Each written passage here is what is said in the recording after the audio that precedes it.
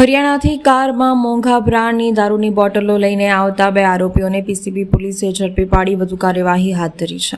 PCB પોલીસને મળતી માહિતીના આધારે ગોલ્ડન ચોકડી ટોલનાકા પાસે વોચ ગોઠવી એક કારને શંકાસ્પદ હાલતમાં ઊભી રાખી હતી.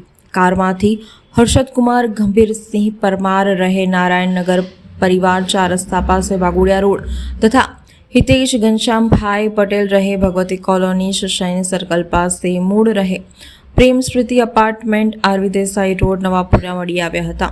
પોલીસે કાર ચેક કરતા પાછળની સીટના વચ્ચેના ભાગે હાથ ટેકવાના હેન્ડલની પાછળ તેના હાથ નીચે દારૂની મોંઘી બોટલો મળી આવી હતી.